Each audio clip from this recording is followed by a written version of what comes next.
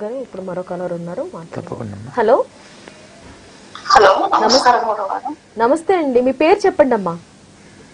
సుచరిత అండి. సుచరిత గారు ఎక్కడి నుంచి కాల్ చేస్తున్నారండి? నిజామాబాద్ అండి. ఓకే అమ్మా, మీరు ఎవరి గురించి తెలుసుకోవాలనుకుంటున్నారు? నా గురించి తెలుసుకున్నాను. ఓకే, మీరు పుట్టిన తేదీ టైం చెప్పండి అమ్మా. 19/6/1996. 1996 అండి.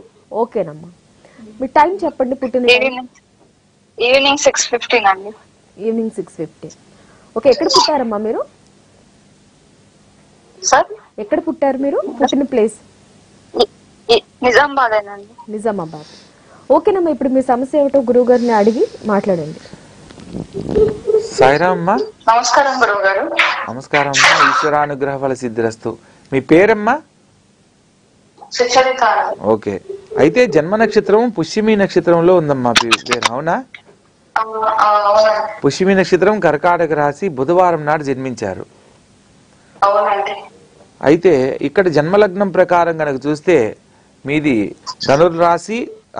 ధనుర్లగ్నము, మిథున రాశి, కర్కాటక రాశి. ఈ యొక్క ధనుర్లగ్నంలో లగ్నాధిపతి అయిన గురువు లగ్నంలో సంచరించడం విశేషమైన ఫలితాలు ఇస్తుందమ్మా.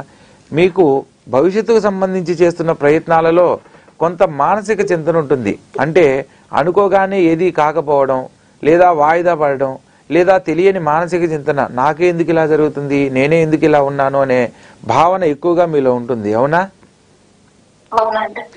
ఇక్కడ మీకు జాతకరీత్యా మంచి రూపవంతులు, గుణవంతులమ్మా.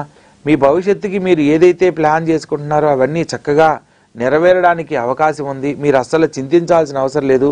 ప్రత్యేకంగా మీకు జాతకంలో రాహుకేతుల మధ్య గ్రహ సంచారం జరుగుతున్న కారణంగా కళ్యాణకారకుడైన గురువు సపరేట్గా ఉండడం వల్ల గురుబలంతో మాత్రమే మీరు ఏదైనా సాధించగలరు. ఇక్కడ ఈ గురుబలం కోసం మీరు కొన్ని కులదేవతను ఆరాధించడము, కొన్ని నియమాలలో ప్రత్యేకంగా ఇప్పుడు జాతకరీత్యా కేతు మహర్దశ జరుగుతుంది. కేతు మహర్దశలో శని యొక్క అంతర్భుక్తి జరుగుతుందమ్మా. 2023 జూన్ నుంచి 2024 జూలై వరకు ఈ యొక్క కేతు మహర్దశలో శని అంతర్భుక్తి జరుగుతుంది. కాబట్టి శని భగవంతుడు మీరు గనక కష్టపడతా ఉన్నట్లయితే కష్టానికి తగిన ప్రతిఫలాన్ని, దానివల్ల కొంత శుభాన్ని అనుకూలించేలా అనుగ్రహిస్తాడు. కాబట్టి శని భగవంతునికి సంబంధించిన పరిహారాలు తప్పనిసరిగా ఆచరించండి. ఒక 7 శనివారాలు నియమంగా ఏం చేస్తారంటే అమ్మా, మీరు ఇది ఇంటి వద్దనే ఆచరించవచ్చు. మీరు చేయవలసిందల్లా మీ యొక్క పాదం నుంచి శిరస్సు వరకు ఒక నల్లని దారం, మొలతార దారాన్ని ఒక మెజర్మెంట్ ప్రకారం తీసుకోండి. ఆ తీసుకున్న దారాన్ని నువ్వుల నూనెలో తడిపి దాన్ని ఒక మట్టి ప్రమిదలో వేసి చేతిలో ఇలా పట్టుకొని మనసులో సంకల్పం చెప్పుకోండి. తండ్రి, జీవితంలో నేను ఏది సాధించాలనుకున్నా ప్రతి దాంట్లో ఆటంకాల కారణంగా ఆలస్యం అవుతుంది. నీ అనుగ్రహంతో ఒక స్త్రీకి సకాల శుభాలు సకాలంలో కలగాలంటే ఎటువంటి భగవంతునికి సంబంధించిన ఆరాధన వల్ల శుభం కలుగుతుందో అలా నిన్ను ఆరాధిస్తున్నాను. నాకు అటువంటి సంతోషకరమైన జీవితాన్ని సకాలంలో అనుగ్రహించండి అని చెప్పి మనసులో కోరుకొని ఆ యొక్క నల్లని దారాన్ని పట్టుకొని ఓం శం శనైశ్చరాయ నమః అనే మంత్రాన్ని 19 సార్లు పఠించి మీ మనసులో ఉన్న కోరిక చెప్పుకొని చెడు ఏదుంటే అది తొలగిపోవాలి అని ఆ యొక్క దారాన్ని కాల్చివేయండి.